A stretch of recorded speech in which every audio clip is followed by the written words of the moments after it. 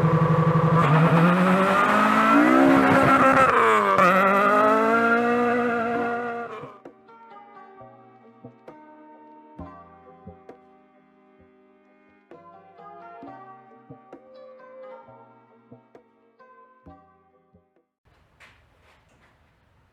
so what's up guys?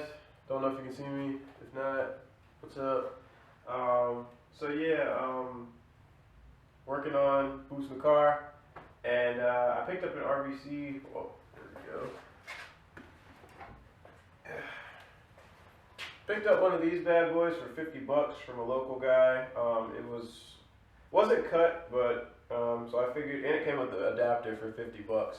So I figured we'll just throw this on here. I mean, I don't need this per se because I'm going boost. The stock manifold would be perfectly fine.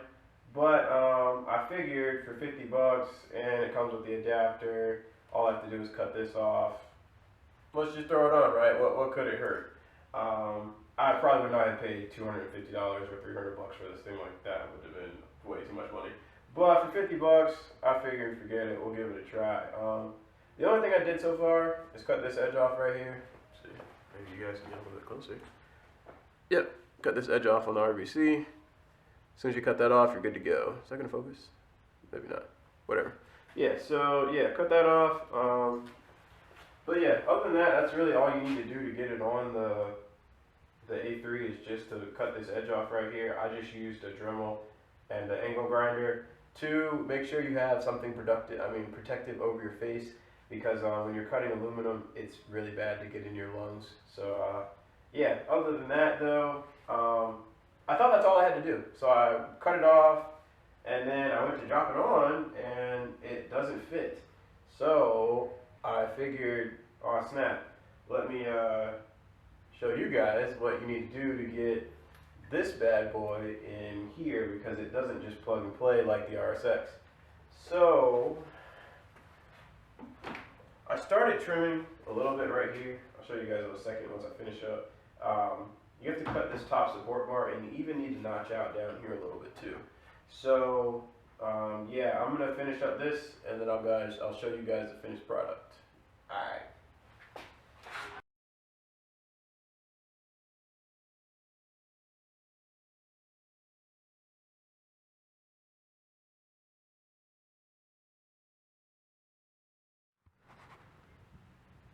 Alright guys, so I just want to show you real quick where I cut down here. I cut off this line right here. I don't know if you guys can see this right here. It runs straight across. I cut that off. And then on the back side, I needed to take this notch out right here. I needed to notch that out to get it to fit in there. Is that going to focus? Yeah, so there you go. Yeah, I cut this notch out of there. After that, the rest of it should slide in here. So let's go ahead and get the rest of it in. Alright guys, and now just for final test install, I forgot to tell you guys, make sure you put something over these holes so when you're grinding or whatever, you don't get stuff down in there. But other than that though, it should fit right up on here. So let's throw a bolt in here.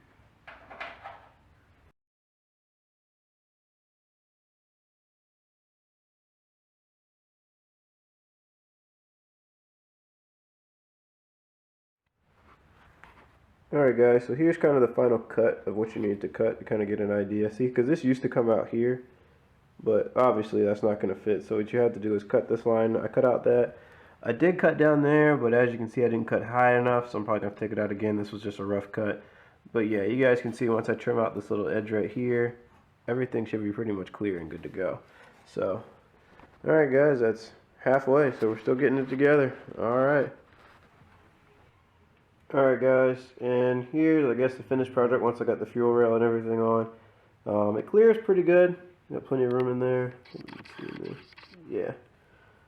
Cleans up pretty good. So, and that's how I tuck the fuel, the fuel lines. But everything else looks pretty good, guys. So, alright, final install. Alright guys, more to come.